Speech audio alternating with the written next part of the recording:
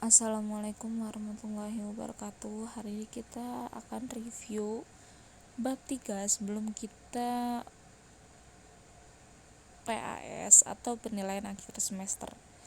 Jadi di bab awal adalah perumusan dan pengesahan Undang-Undang Dasar Negara Republik Indonesia tahun 1945. Jadi ini ada 3 subbab. Yang pertama perumusan dan pengesahan, yang kedua arti penting Undang-Undang Dasar NRI bagi bangsa dan negara Indonesia, yang terakhir peran tokoh perumus Undang-Undang Dasar 1945. Jadi yang pertama ini perumusan undang-undang. Apa itu konstitusi? Istilah konstitusi sendiri berbeda-beda dalam banyak bahasa, seperti dalam bahasa Inggris Constitution, dalam bahasa Belanda Constitutie, dalam bahasa Jerman Constitution,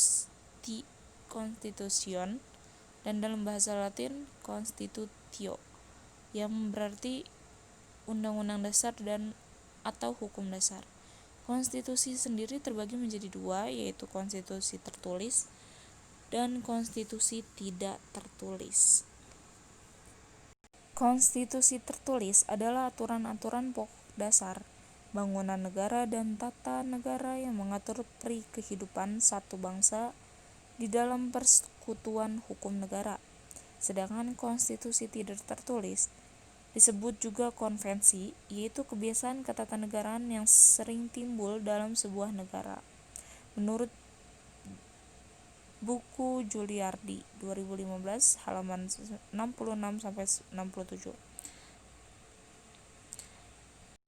Negara Indonesia menganut paham konstitusionalisme sebagaimana ditegaskan dalam pasal 1 ayat 2 Undang-Undang Dasar Negara Republik Indonesia tahun 1945 yang berbunyi, kedaulatan berada di tangan rakyat dan dilaksanakan menurut Undang-Undang Dasar. Konstitusi adalah hukum dasar yang dijadikan pegangan dalam penyelenggaraan pemerintahan negara.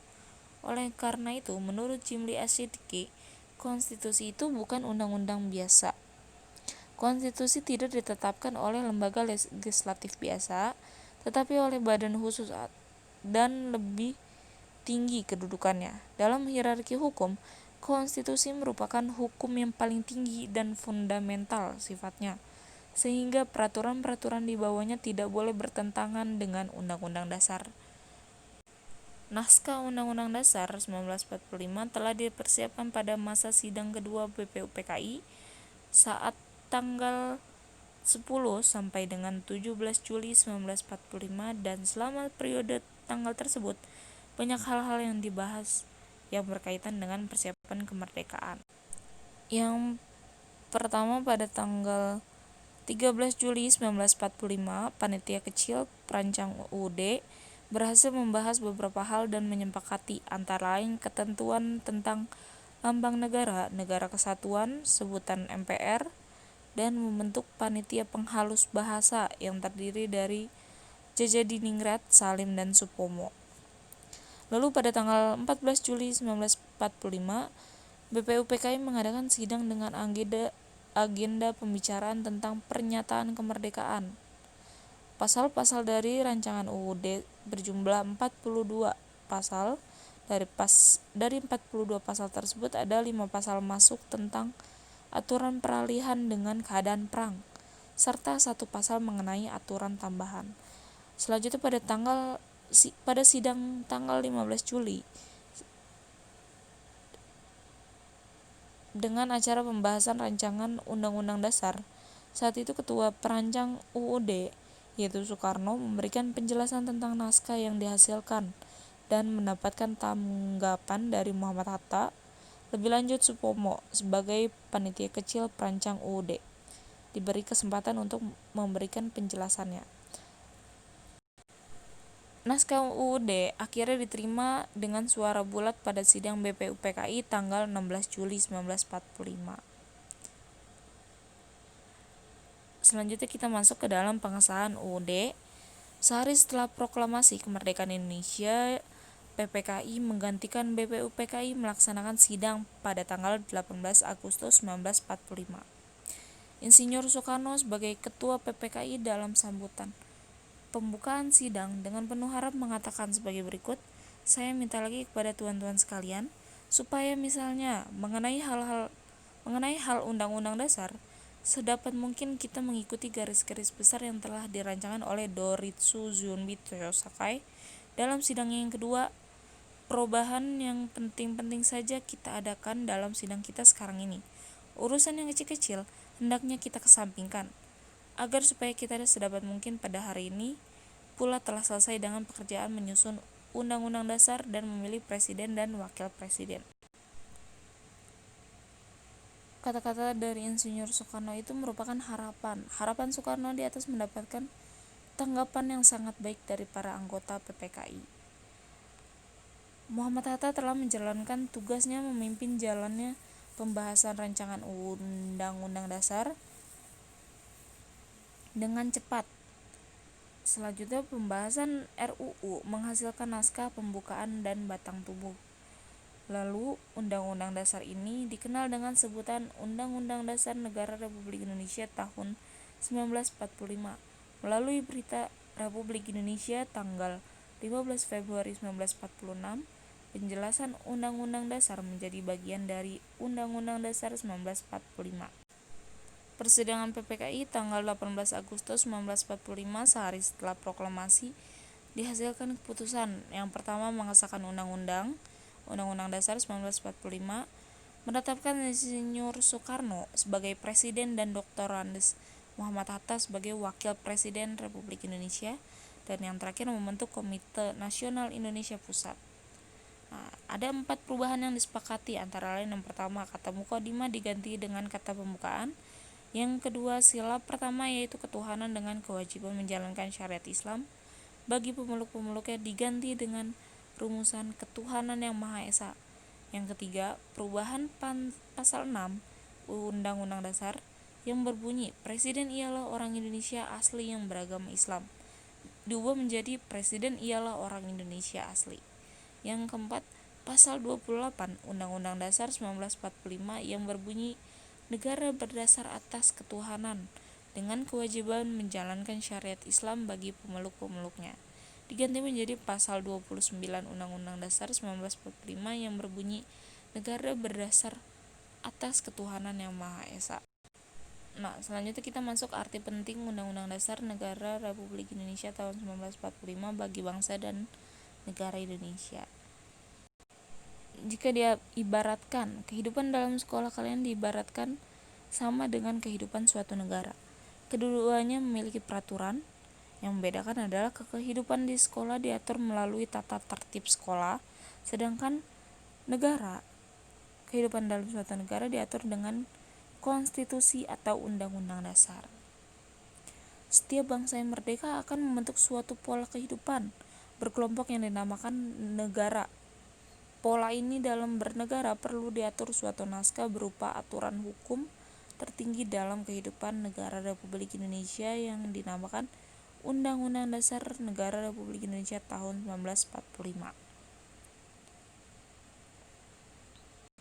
Jadi Undang-Undang Dasar Negara Republik Indonesia ini berisi aturan dasar kehidupan bernegara di Indonesia. Sesuai dengan prinsip hukum yang berlaku universal, maka semua peraturan perundang-undangan yang berlaku di Indonesia tidak boleh bertentangan dan harus berpedoman pada Undang-Undang Dasar Negara Republik Indonesia tahun 1945. Jadi ini adalah piramida hukum atau piramida peraturan.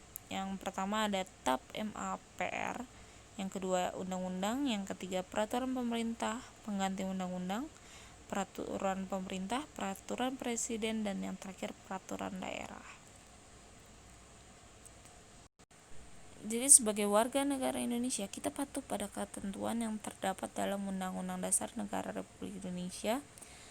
Kepatuhan warga negara terhadap Undang-Undang Dasar akan mengarahkan kita pada kehidupan yang tertib dan teratur. Kehidupan bernegara kita mengarah pada ketidakharmonisan. Akibatnya bisa terjadi perang saudara. Siapa yang dirugikan? Semua warga negara Indonesia. Karena hal itu dapat berakibat tidak terwujudnya kesejahteraan, bahkan mungkin bubarnya negara Republik Indonesia.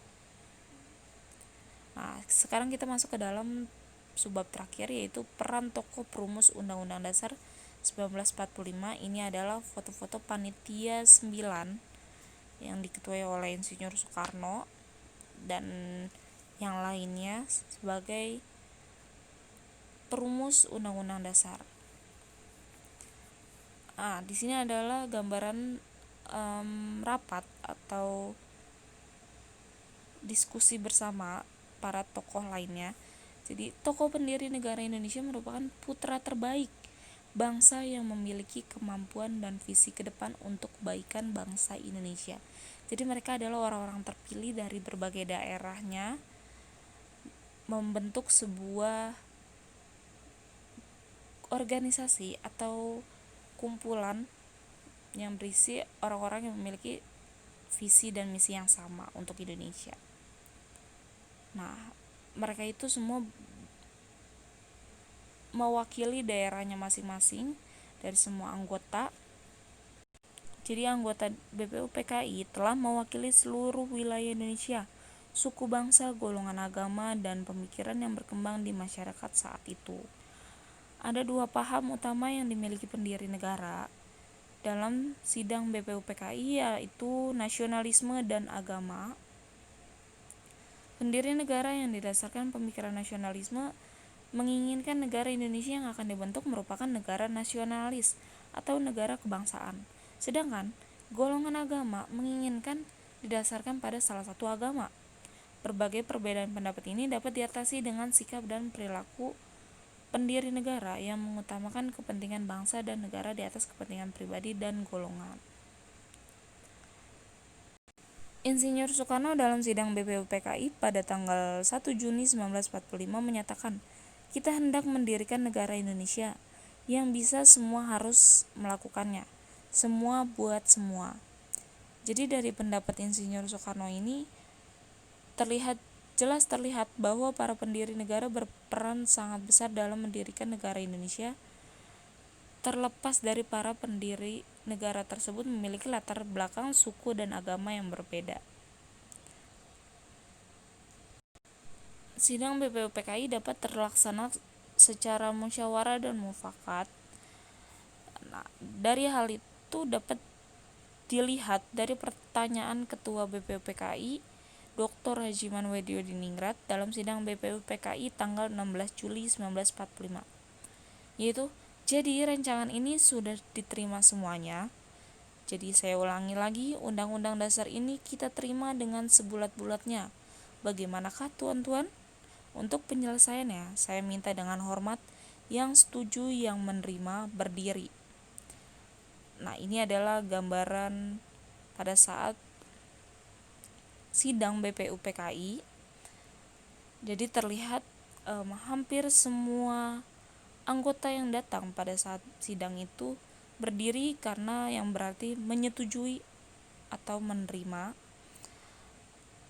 Dan Tuan Yamin belum berdiri. Dengan suara bulat diterima Undang-Undang Dasar ini. Terima kasih tuan-tuan. Para pendiri telah mengutamakan kepentingan bangsa dan negara di atas kepentingan pribadi dan golongan, serta mengutamakan musyawarah mufakat dalam membuat keputusan tentang dasar negara, Undang-Undang Dasar Negara 1945. Keberhasilan bangsa Indonesia memproklamasikan kemerdekaannya merupakan salah satu bukti cinta para pahlawan terhadap bangsa dan negara. Dalam persidangan PPKI, para tokoh pendiri negara memperlihatkan kecerdasan, kecermatan, ketelitian, tanggung jawab, rasa kekeluargaan, toleransi, dan penuh dengan pemufakatan dalam setiap pengambilan keputusan. Sikap patriotisme dan rasa kebangsaan antara lain dapat diketahui dalam pandangan dan pemikiran mereka yang tidak mau berkompromi dengan penjajah dan bangga sebagai bangsa yang baru merdeka. Sekian dari Miss penjelasannya. Jika ada yang ingin ditanyakan lebih lanjut bisa bertanya melalui e-learning ataupun chat by WA. Terima kasih. Assalamualaikum warahmatullahi wabarakatuh.